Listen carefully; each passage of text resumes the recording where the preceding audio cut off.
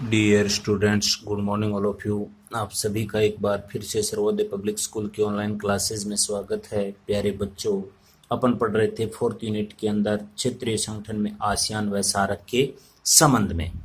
तो आसियान के बारे में पढ़ लिया था। सार्क के बारे में प्रारंभिक जो बातें हैं वो पहले वाली कक्षा में अपन पढ़ चुके हैं, जिसमें सार्क का पूरा नाम दक्षिण एशियाई क्षेत्रीय सहयोग संगठन, स्थापना 1985 में। इस का जो मुख्यालय है वो काठमांडू नेपाल के अंदर, अर्थात जिसे अपन सचिवालय बोलते हैं, और स्थापना हुई थी ढाका के अंदर। प्रारंभ में इसके जो सदस्य राष्ट्र थे उनकी जो संख्या थी वो 7 थी। वर्तमान के अंदर इसकी सदस्य संख्या है वह हो गई है 8। अब आज आगे अपन पढ़ने वाले हैं सार्क का जो सांगठनिक जो ढांचा है उसके संबंध में। जो इसका चार्टर है, उस चार्टर में कुछ आर्टिकल हैं। उस आर्टिकल अर्थात उन अनुच्छेदों का आज अपन अध्ययन करेंगे, और उसके बाद में पढ़ेंगे अपन जो साफ्टा है, दक्षिणी एशिया मुक्त व्यापार क्षेत्र, south Asian free trade area, उसके संबंध में। तो सबसे पहले अपन देखते हैं सार्क के चार्टर में किन बातों का उल्लेख दिया हुआ है। जो आर्टिकल है 1 और 2 इस सार्क का या सार्क के चार्टर का, जिसमें उल्लेख दिया हुआ है उसके प्रारंभिक ढांचे का या उसका जो प्रारूप है जिसे अपन स्ट्रक्चर बोलते हैं उसका उल्लेख है। उनके संविधान कह देते हैं या चार्टर कह देते हैं उनके आर्टिकल 1 और 2 के अंदर। और उसके बाद में अनुच्छेद 3 में है जो दक्षेस या सार्क या दक्षेस के जो सदस्य राष्ट्र हैं, सदस्य राष्ट्र के राष्ट्राध्यक्षों के शिखर सम्मेलन का प्रावधान। और जो आर्टिकल 4 है उसके अंदर जो इनके सदस्य राष्ट्र हैं सार्क के या दक्षेस के, उसके जो विदेश मंत्री हैं, विदेश मंत्रियों के परिषद का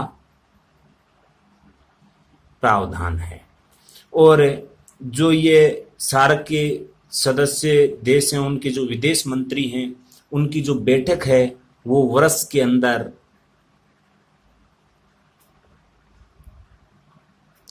2 बार होनी आवश्यक है। यह अपन को ध्यान में रखना है। और जो इसका आर्टिकल 5 है उसमें एक स्थायी समिति का प्रावधान किया गया है, जिसके अंदर इस देशों के जो विदेश सचिव होते हैं वो शामिल होते हैं। अनुच्छेद 5 में जो दक्षेस के राष्ट्र हैं उन राष्ट्रों के जो विदेश सचिव होते हैं, विदेश सचिव, उनकी एक समिति होगी। इस बात का उल्लेख है इस दक्षेस के चार्टर के अनुच्छेद 5 के अंदर। और इनकी जो बैठक होती है सचिवों की वो वर्ष में 1 बार होनी आवश्यक है। या अपन कह देते हैं कि विदेश मंत्रियों की जो परिषद है उसकी तो वर्ष में 2 बार, और जो विदेश सचिव हैं उसकी वर्ष में 1 बार होनी आवश्यक है, जिसका उल्लेख इसके आर्टिकल 5 के अंदर है। उसके बाद अगर अपन बात करते हैं अनुच्छेद 6 की, अनुच्छेद 6 के अंदर कुछ तकनीकी समितियों का प्रावधान किया गया है, जिसमें इस क्षेत्र के सहयोग के लिए जो नवीन विषय आते हैं उनको समन्वित करने का कार्य किया जाता है। यानी कि तकनीकी समितियां हैं कुछ जो इस क्षेत्र के विकास के लिए, सार्क के विकास के लिए, अर्थात दक्षिण एशियाई क्षेत्रीय सहयोग जो संगठन बना है जिसके सदस्य राष्ट्र हैं उसमें नवीनतम जो तकनीकी विकास हो उसको किस प्रकार से समन्वय किया जाए या उसके पथ पर किस प्रकार से आगे के कार्य किए जाएं, इस प्रकार का जो प्रावधान है वो उसके आर्टिकल 6 के अंदर है। और 7 के अंतर्गत कार्यकारी समिति का प्रावधान है, जो इस कार्यों को एक प्रकार से संपन्न कराने में अपनी अहम भूमिका रखती है। और इसके बाद अगर अपन बात करते हैं उसके अनुच्छेद 8 में, तो इसके अनुच्छेद 8 है वो महत्वपूर्ण है। अनुच्छेद 8 के अंतर्गत जो दक्षेश है या सारक है, सारक या जिसे अपन दक्षेश बोलते हैं, इसके सचिवालय का उल्लेख है। और इसके सचिवालय के बारे में आपको मैंने कल बताया था, काठमांडू के अंदर है। यानी कि इस सारक के जो सचिवालय है वो है काठमांडू के अंदर।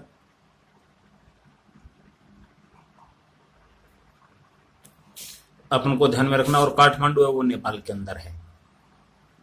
और इसके संबंध में इसके आर्टिकल जो 8 है, अर्थात जो अनुच्छेद 8 है, उसके अंतर्गत यह प्रावधान किया गया है कि दक्षेश का एक सचिवालय होगा। और इसकी जो स्थापना हुई थी वो हुई थी 1987 के अंदर। क्योंकि अपन अच्छे से जानते हैं जो सारक है, जो दक्षेश है, उसकी स्थापना 1985 में हो गई थी, और 2 वर्ष बाद इसके जो सचिवालय है उसकी स्थापना की गई। और इस सचिवालय का जो मुखिया वह होगा महासचिव, और जिसका कार्यकाल होगा वो होगा 2 वर्ष।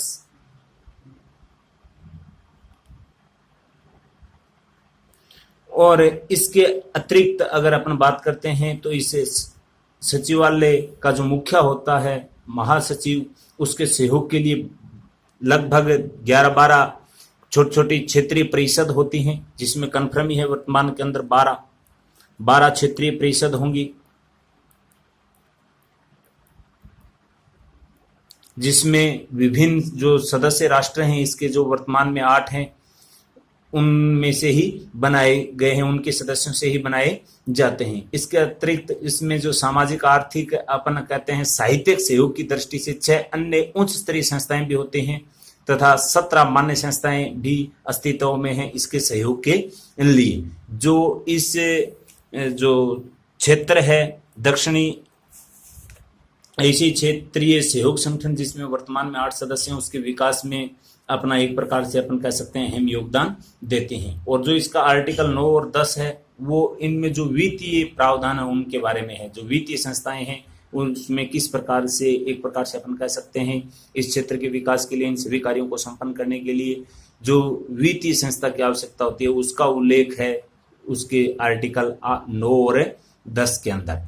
जो एक प्रकार से इनके जो सदस्य राष्ट्र हैं दक्षेश के, वो अपने अंशदान इसके अंदर देते हैं। इसके संबंध में प्रावधान दिया गया है आर्टिकल 9 और 10 के अंदर। यह अपन को ध्यान में रखना है। अनुच्छेद 9 और 10 वित्तीय संस्थाओं के अनुबंध किया गया है, वित्तीय संस्थाओं का अनुबंध किया गया है। इसके अलावा जो इस लेसन में एक इंपॉर्टेंट बात और रहती है वह रहती है साफ्टा,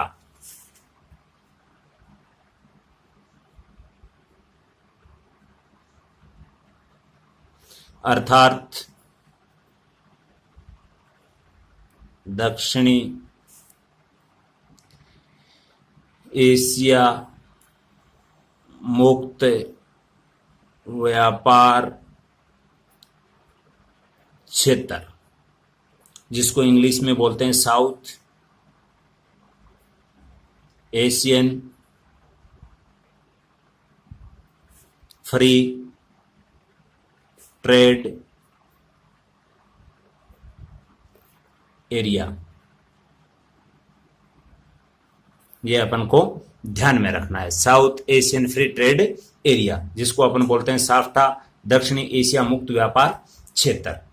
ये जो क्षेत्र है ये विशेषकर इस सारक में जो सदस्य राष्ट्र शामिल हैं उन्हीं का है एक प्रकार से। तो जो दक्षिणी एशियाई मुक्त व्यापार क्षेत्र है उसकी स्थापना पर सर्वप्रथम जो प्रोसेस स्टार्ट हुई थी वह हुई थी स्थापना के लिए प्रारंभिक प्रोसेस 1995 के अंदर।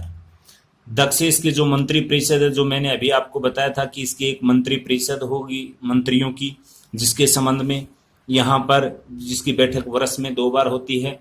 तो उस मंत्री परिषद की बैठक में एक सहमति बनी और 1998 में जब दक्षेस का 10वां शिखर सम्मेलन हुआ, 1998 के अंदर सार्क का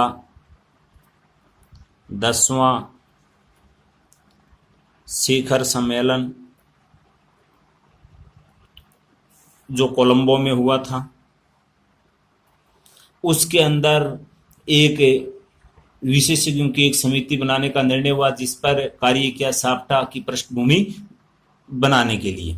यानी कि एक प्रकार से ये साफ्टा है, उसमें जो प्रारंभिक प्रोसेस है वो तो स्टार्ट हो गई थी 1995 के अंदर भी, लेकिन जो इसका एक प्रकार से विशेषज्ञों द्वारा जो साफ्टा का जो प्रारूप तैयार किया गया था उसको क्रियान्वित करने के लिए जब सार्क का 10वां शिखर सम्मेलन हुआ था 1998 में कोलंबो के अंदर, तो उसके अंदर एक प्रकार से इस पे कार्य करने के लिए एक सहमति बनी थी, एक निर्णय हुआ था। और अंत में 2004 के अंदर जब 12वां शिखर सम्मेलन था, सार्क का 12वां शिखर सम्मेलन था इस्लामाबाद में,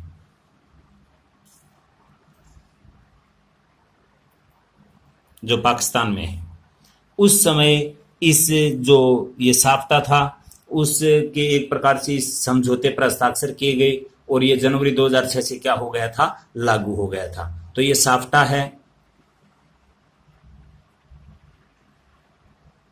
ये साफ्टा लागू हुआ था जनवरी 2006 के अंदर।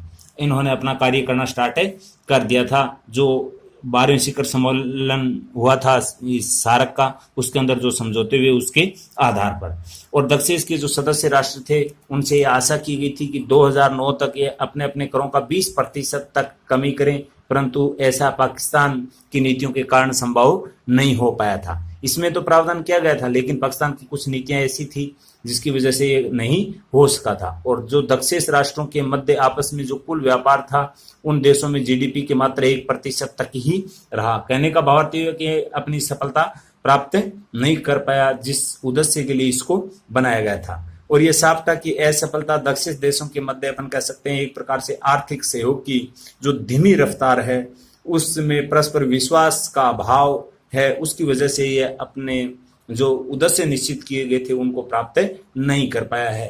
तो ये एक छोटा सा टॉपिक है अपने साफ्टा के बारे में, ये भी अपन को ध्यान में रखना है।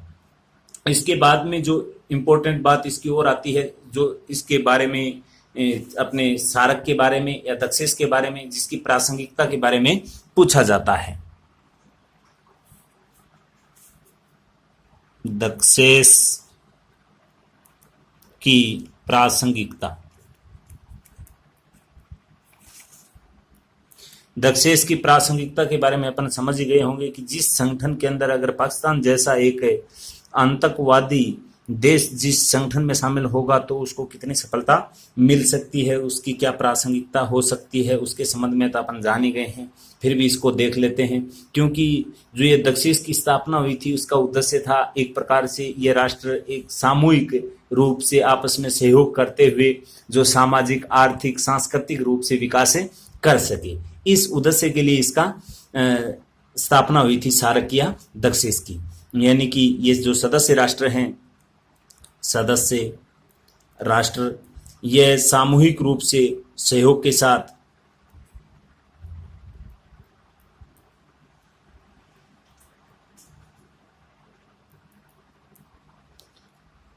सामाजिक, आर्थिक, सांस्कृतिक विकास कर सके। लेकिन अपन अच्छे से जानते हैं भारत और पाकिस्तान के बीच जो लगातार एक प्रकार से तनाव चल रहा है, जो अपन एक प्रकार से ये भी कह सकते हैं कि राजनीतिक विवाद जो एक प्रकार से अपन ये सहयोग की उम्मीद करते थे वो एक प्रकार से उसकी सीमा को ही धीमा कर दिया है। और 1998 में जो इस्लामाबाद शिखर सम्मेलन में भारत आर्थिक सहयोग कि बाधित विकास पर चिंता व्यक्त भी कर चुका है इस संबंध में कि पाकिस्तान इस प्रकार से इसको आगे नहीं बढ़ने दे रहा है। और पाकिस्तान यहां तक के जो बांग्लादेश को बड़े पैमाने पर आर्थिक सहयोग दे रहा है उसका भी एक प्रकार से विरोध कर रहा है, क्योंकि उनको एक प्रकार से भय है, बांग्लादेश है, पाकिस्तान है, इनको कि भारत जैसी बड़ी अर्थव्यवस्था है, अपने देश की छोटी अर्थव्यवस्था है, तो इसको एक प्रकार से अपने देशों की अर्थव्यवस्था को एक प्रकार से निगल जाएगी। उनको एक भय है, जो एक प्रकार से ये आशंकाएं हैं बिल्कुल आधारहीन है। और प्रारंभिक वर्षों में तो केवल कृषि, संस्कृति, विज्ञान के क्षेत्र में सहयोग आगे बढ़ पाया था, लेकिन बाद की अगर अपन बात करते हैं तो केवल विवादों तक ही सिमट कर रह गया। जो पारस्परिक सहयोग की उम्मीद थी वो एक प्रकार से नहीं हो पाई है, क्योंकि अपन अच्छे से जानते हैं पाकिस्तान लगातार कश्मीर सीमा पार एक प्रकार से आतंकवाद बढ़ा रहा है, साथ में चीन भी इसमें हस्तक्षेप कर रहा है। तो ये अपनी जिस उद्देश्य के लिए बना था ये सार्क, वो उनको पूरा नहीं कर पा रहा है। और दक्षिण एशिया में एक प्रकार से भारत को एक कूटनीतिक स्तर पर विश्वव्यापी एक प्रकार से इसके क्षेत्र में हालांकि सफलताएं भी मिली है, लेकिन फिर भी इस पाकिस्तान, बांग्लादेश, विशेषकर पाकिस्तान जैसे आतंकवादी देश इस संगठन में शामिल होने की वजह से ये संगठन अपने निर्धारित उद्देश्यों को पूर्ण नहीं कर पाया है।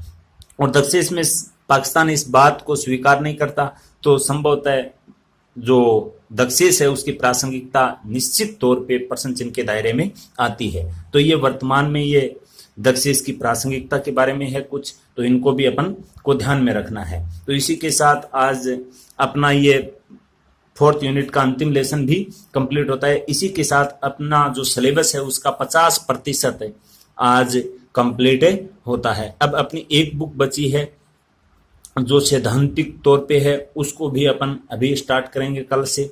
तो ये भी निश्चित तौर पे आपको समझ में आ जाएगा, तो इसको आप ध्यान से सभी वीडियो को अच्छे से देखना है, साथ में नोट्स भी बनाने हैं, साथ साथ में अच्छे से इनको याद भी करने हैं।